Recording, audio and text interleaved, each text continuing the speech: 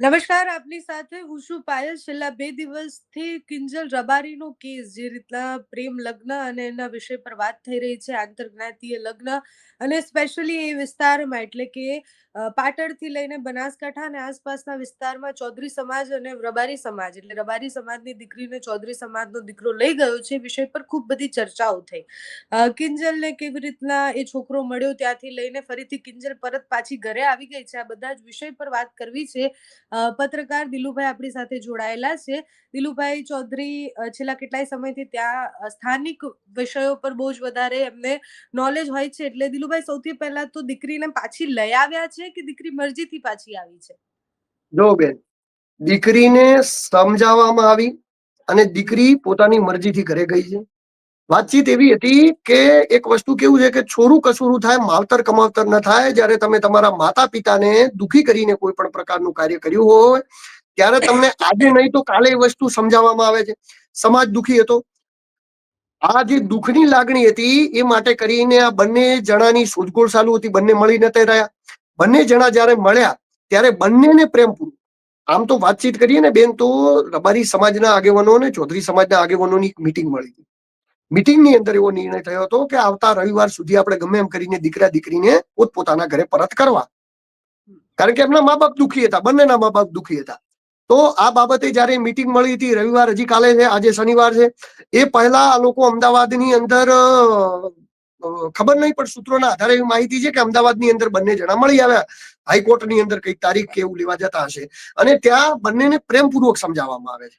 કોઈ ઉપર હાથાપાઈ નથી કરવામાં આવી, કોઈ ઉપર હાથ નથી ઉપાડવામાં આવ્યો, કોઈ ઉપર જોર જબરજસ્તી નથી કરવામાં આવી, પરંતુ એમને સમજાવવામાં આવ્યું કે તમારા મા બાપ એ દુઃખી છે, તમારો સમાજ દુઃખી છે. તમે લગ્ન કરો તો તમારા સમાજમાં કરો. તમે વિચાર કરો બેન કે કોઈ પણ સમાજ હોય, આપણે અહીંયા સામાજિક બંધારણ છે, સિટીઓની અંદર નથી, તો ત્યાં ચાલે તમે કોઈ પણ વ્યક્તિ જોડે લગ્ન કરો સિટીની અંદર. પરંતુ એ ગામડાઓની અંદર સામાજિક બંધારણ છે. તો ગામડાઓની અંદર સામાજિક બંધારણ છે, એના અર્થ શું થાય કે સમાજના વ્યવહારો, સમાજના રીત રિવાજો, સમાજના પહેરવેશો બધું પોતપોતાના રીતે સમાજની અંદર ઢળેલું હોય. વાત રહી પસંદગીની, મનપસંદ પાત્રની. તમને વિચાર કરો કે મારો ચૌધરી સમાજ એ અહીંયા 4 લાખ છે બનાસકાંઠાની અંદર, ઓલ ઓવર ગુજરાતની. એમ દેસાઈ રબારી સમાજ આખા ગુજરાતમાં 25 લાખ.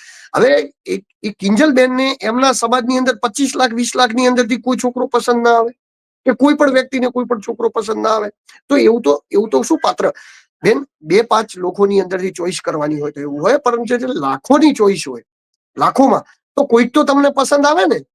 એટલે એ માટે કરીને કે સમાજની આબરૂ જળવાય, મા બાપ સમાજની અંદર મોટું, આ બાબતે અમને બંનેને સમજાવવામાં આવ્યું ને એ સમજ્યા એટલે રાજી ખુશી એમને એમના ઘરે મૂકી દેવામાં આવે છે.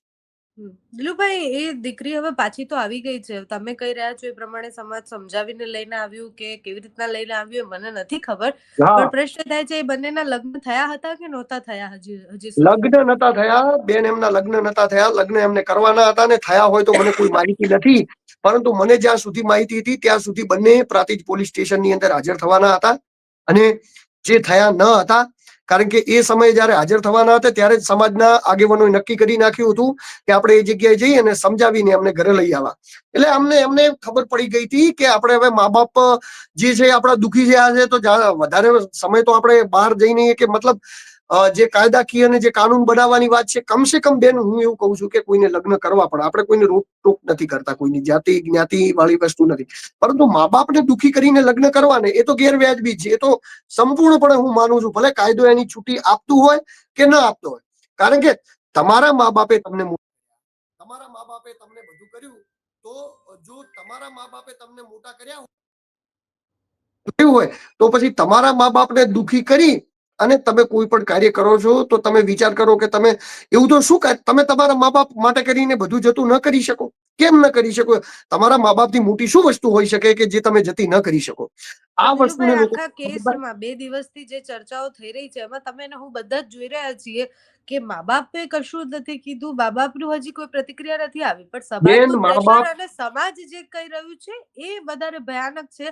જમીનમાં દાટી દેવાથી લઈને દીકરીને પાછી લાવીને રબારીમાં જ લગન કરાવીશું, એ વસ્તુ સમાજ પ્રેશર કરી રહી છે. એ સમાજ નહીં પ્રેશર કરી, એ પર્સનલ સ્ટેટમેન્ટ હતું ઠાકરસિંહભાઈનું. એમાં રબારી સમાજનું સ્ટેટમેન્ટ નતું. એ સ્ટેટમેન્ટ એમને આપ્યું હતું, એમનું પર્સનલી સ્ટેટમેન્ટ હતું. પરંતુ સમાજ કોઈ પણ હોય, હું તમને સમાજની વાત કરું, માતા પિતા શું મીડિયાની અંદર આવીને માતા પિતા એમ કહે કે મારા દીકરાઓ મારી દીકરી મારા કહેવામાં નથી. મા બાપ આવા સ્ટેટમેન્ટ આપે તો એમની સોશિયલ મીડિયાની અંદર ફજેતી થાય. મા બાપની જો મંજૂરી હોત તો મા બાપે લગ્ન કરાવ્યા હોત ને, કોણે ના પાડી હતી? મા બાપે સામે સામે બંને પક્ષે મા બાપની મંજૂરી હોત તો લગ્ન કરાવી દીધા હોત. કોણ ના પાડતું હતું કાયદાકીય રીતે લગ્ન? પરંતુ લગ્ન ન કરાવ્યા, ભાગવું પડ્યું. અને ખુદ કિંજલબેન એવું કહેતા હતા કે મેં મારા મા બાપને સમજાવ્યા, મારા મા બાપ જોડે વાતચીત કરી, પરંતુ મારા મા બાપ માન્યા નહીં. તો પછી મા બાપને અહીંયા મીડિયા સામે સ્ટેટમેન્ટ આપવાની કોઈ જરૂર નથી, કારણ કે મા બાપે એમના સમાજને કહ્યું કે આ વસ્તુ યોગ્ય નથી થઈ ને અમારી મંજૂરી નથી. પછી સમાજ આવે. તમે જો કોઈ પણ કિસ્સાની અંદર સમાજ ક્યારે આવે? જ્યારે એમના પરિવાર પહેલા આવે. કિંજલબેનની મેટરની અંદર સમાજ ક્યારે આવ્યો? જ્યારે એમના કાકા ભત્રીજા બધા અહીંયા હતા, એ પહેલા આવ્યા હતા કે આખું અમારો છોકરો છે પણ ત્યાં ખોટું થયું છે અમદાવાદ, ત્યારે આવ્યા હતા. આરતી સંઘાણીનો પરિવાર બહાર આવ્યો તો પછી સમાજ બહાર આવ્યો હતો. કોઈ પણ નો પરિવાર બહાર આવે પછી જ સમાજ આવે. સ્ટેટમેન્ટ તો કેવું છે કે એમને એમના સમાજના આગેવાનોને વાતચીત કરી હતી, જે હું પણ જાણું. એમના મા બાપ દુખી હતા, ના મંજૂરી હતી, બંને તરફી એવું હતું. ચૌધરી સમાજનો દીકરો ગયો, એમના મા બાપ પણ નારાજ હતા. એ પણ કહેતા હતા કે આ યોગ્ય નથી થયું, સમાજ બારે લગ્ન અમારા છોકરા ન કરવા દે. એટલે બંને તરફે એ પ્રકારે હતું. દિલુભાઈ, બંને લોકો મળ્યા કેવી રીતે ના હતા? શું હતી આખી કહાની? અને આટલું બધું, કારણ કે સિંગર છે એટલે વધારે ચર્ચામાં આવ્યા. બાકી વિસ્તારમાં ઘણા બધાને આવી રીતના લગ્ન થયા હશે, પણ ચર્ચામાં નહીં આવ્યા હોય, વિવાદ નહીં થયો હોય. ઘણા બધા હતા, પણ બેન જેમનું ફેન ફોલોઈંગ હોય, જેઓનું લોકો ઇન્સ્પિરેશન લેતા હોય, એ લોકો ને કઈ પણ કરે ને એમને બહુ ધ્યાન રાખવું જોઈએ ને. આલતુ ફાલતુ લોકો કઈ પણ કરે એમનું કોઈ ધ્યાન ના લે. જયારે કોઈ જગ્યાએ તમે છો, કોઈ સ્ટેજ ઉપર છો, કોઈ વ્યવસ્થિત જગ્યાએ છે, કોઈ ઉપર લેવલે તમે પહોંચેલા છો, તમે વિચાર કરો, ઠેર ઠેર તમે જાઓ છો, તમારા નામના સ્વાગતો થાય છે, તમને બોડીગાર્ડો આપવામાં આવે છે, સમાજ તમને પાઘડીઓ પહેરાવે છે, સમાજ તમારા ઉપર પૈસા લૂંટાવે છે. તો બેન આપણે વિચાર કરવો પડે. જયારે આપણું જીવન એ જાહેર જીવન થઈ જાય છે ને, ત્યારે આપણે કોઈ પર્સનલ શોખ આપણા રહેતા નથી, અને રહેવા પણ નથી. પર્સનલ આપણી શોખ, પર્સનલ આપણી આઈડિયોલોજી રહેતી નથી. એ વખતે આપણું એવું થઈ જાય છે કે લોકોને, તમે વિચાર કરો કે હવે કોઈ પણ ધારો કે અત્યારે કોઈ નેતા છે, કોઈ મોટા સિંગર છે, પોતાની પર્સનલ લાઈફ જીવવાનો અધિકાર હોય, પરંતુ મોટા નેતા હોય કે મોટા ગજા, તો એ ક્યારે આવી કોઈ હરકત કરે કે કોઈ આવું કાર્ય કરે તો એ શોભે એમને? ન શોભે ને. તો જે રીતે ન શોભે ને, એમની ઇજ્જત જેમ દાવ ઉપર લાગે, એમ આ કિંજલબેન ના નામ ઉપરથી આવું થયું એટલે એમની ઇજ્જત દાવ લાગે. બાકી આવી તો ઘણી ઘટનાઓ સમાજની અંદર ઘટે છે. પરંતુ હું તો એવું કહું છું કે બધી ઘટનાઓ ઉપર પણ જાગૃતતા આવવી જોઈએ, અને આ વસ્તુ અટકવી જોઈએ.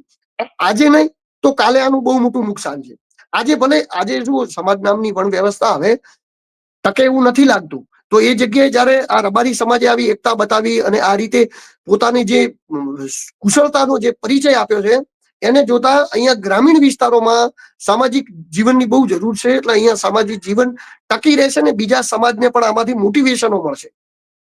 દિલુભાઈ, સમાજ કરતા મોટું આમ તો બંધારણ હોય છે, ને બંધારણ એટલી છૂટ તો આપે છે કે પોતાની મરજીથી તમે લગ્ન કરી શકો.